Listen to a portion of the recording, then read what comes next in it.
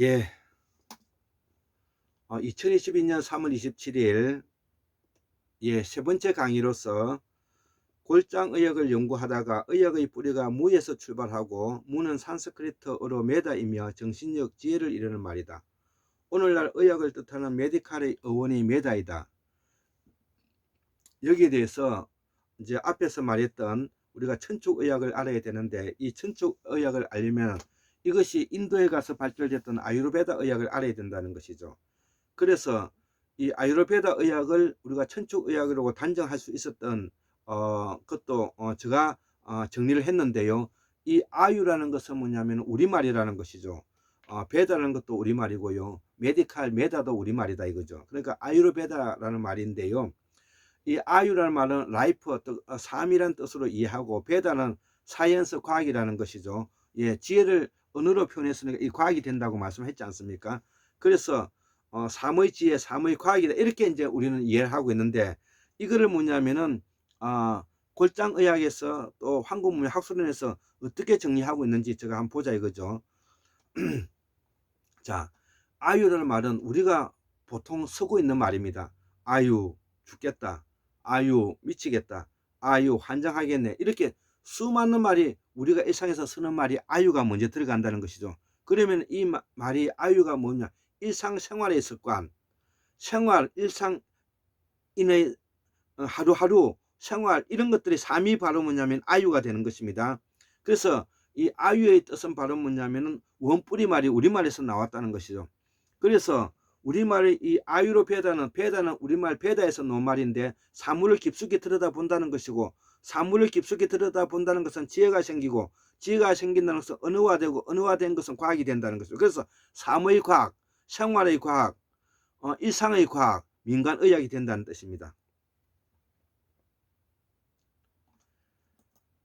자, 그래서 우리가 마사지도 여기서 이제 나왔다는 것이고요. 마사지의 개념은 서양에서 이렇게 정리하고 있습니다. 운동수제 기량을 손으로 마사지 함으로써 운동선수의 기량을 향상시키고 운동선수의 상해를 방지한다. 예, 손을 주물러서 말하는 것이죠. 자, 그래서 그대로 거슬러 올라가 전설로 보면 우리말 불자에서 파생된 말이라 이거죠. 아유르베다가, 베다도 그 우리말 베다에서 넣었고, 그 아브라함이라고 말하는 창조주, 쓰면은 브라만이라는 것도 우리말 불자에서 파생된 말이다 이거죠. 힌두는 신두 천쪽에서 나간 말인데, 이 상위일체 신의 하나인 창조주 브라마가 최초로 아유르베다 일상의 도 보살 사상을 깨닫고, 즉 아유르베다 사상 일상의 도, 아까 생활의 그 습관, 생활의 의학이, 생활의 과학이, 이렇게 이제 설명하고 있지 않습니까? 자, 그래서 그것을 그의 아들인, 자, 이제 인도에 건너가서 이 힌두 지방에 건너가서 인도에서 인도 아유르베다가 되는 내용을 좀 구체적으로 설명하고 있습니다. 한번 들어보시기 바랍니다. 그것을 그의 아들인 다케사 프라야 파리에게 가르쳤는데, 그 뒤에 치유의 신이자 의학의 선생인 다넌타리가 아유르베다를 타고난 인도는 천축이죠. 현인인 아트레야, 바라더바자, 카수야파, 수슈루타, 파라샤라, 차라카 등에게 이제 전수했다는 겁니다. 이게 구체적으로 이제 설명이 되어 있는 것이죠. 그리고 이 아트레야의 제자인 아그니 베샤가 기원전 1000년이니까 지금부터 약 3000년 전에 아그니 베샤 사미타의 원분을 주술한 것으로 알려져 있고요. 그것이 차라카 사미타의 형태로 오늘까지 전해지고 있다는 거죠. 이게 아유르베다 의학에 지금 이제 전해지고 있는 모습을 말하는 것인데, 이 천축은 처음에 신두라고 불렸고 나중에 천축되었고 나중에 힌두가 되었다 그랬지 않습니까? 자, 그래서 힌두가 되고 힌두가 다시 인도가 되는 것입니다. 지방에서 히말라야 산맥 남부로 건너가 인도 의학이 되었다는 것이죠. 천축 지방에서. 예, 이거를 제가 말하고자 하는 것입니다. 그래서 권위는 아유르베다 경전으로 알려져 있는데, 이 차라카 사미타가 현재와 같은 형태를 갖춘 것은 기원전 7세기경이라는 것이죠. 지금부터 약 2800년 정도 된다는 것입니다. 이 차라카 현이는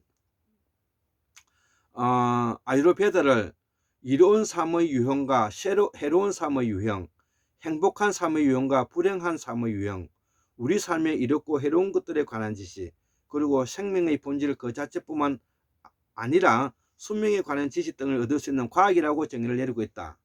이와 같이 아유르베다는 개인적인 관점에서 행복한 삶을 영위하는 것을 강조할 뿐 아니라 전체로서의 사회 전반에 유익함을 제공하는 것을 목적으로 다루고 있다. 그렇기 때문에 우리가 이 아유르베다를 공부해야 되는 것이고요. 우리가 그 이전에 천주의학인에서 빠져나간 이 아유르베다를 공부하는 이유가 되는 것입니다. 자, 그래서 이 아유르베다의 개념은 앞에서도 설명을 했고요. 자, 그래서 이것이 아유르베다는 고대 인도의 과학과 종교 철학의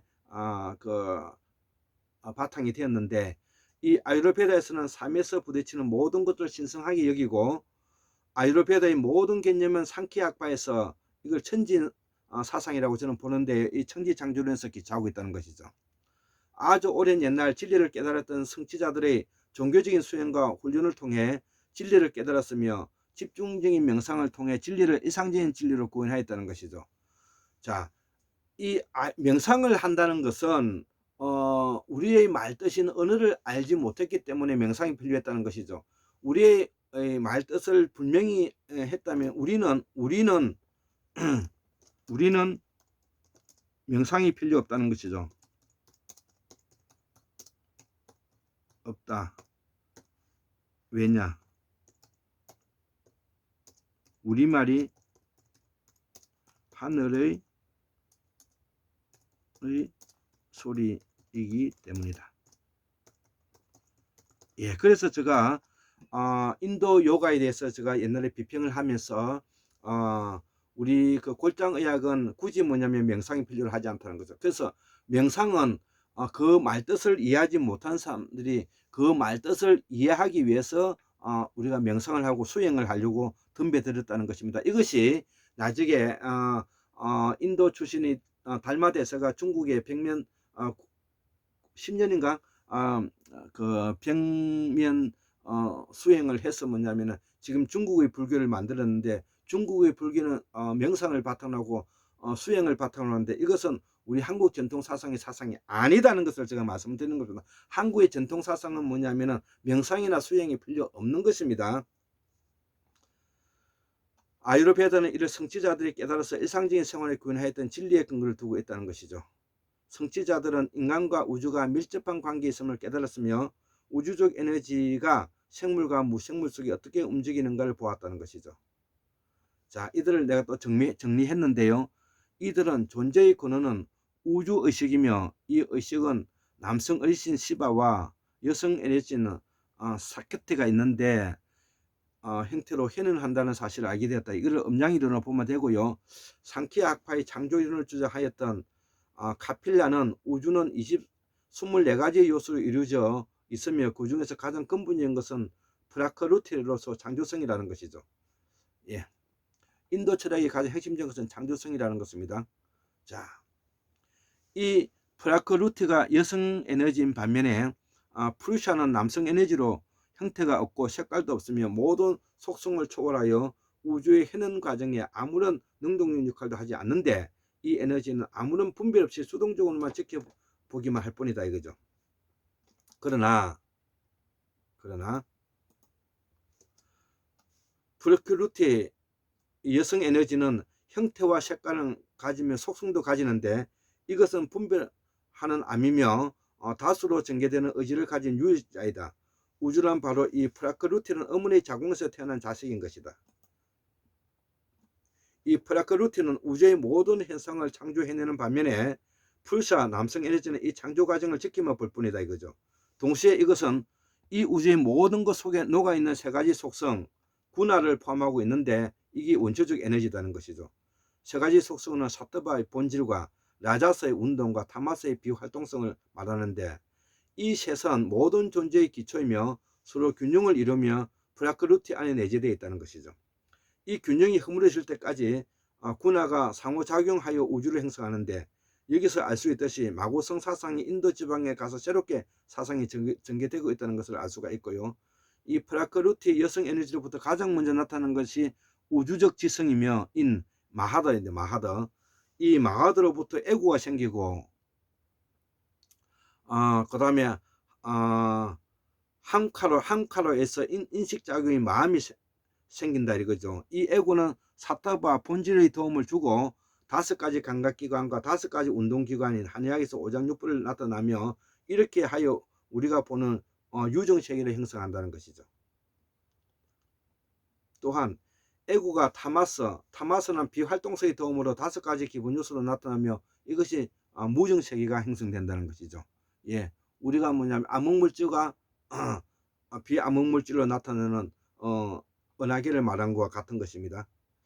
그래서 이 라자스는 운동은 유정세계와 무정세계를 각각 라자스는 운동이죠. 운동은 유정세계와 무정세계를 각각 사뜨바와 타마스 쪽으로 움직이도록 하는 능동적인 생명력이고, 반면에 사뜨바는 본질이고 타마스는 비활동성인데, 라자스의 능동적이고 동적인 힘을 필요로 하는 수동적인 사뜨바 타마스와 잠재적인 힘이 된다는 것이죠.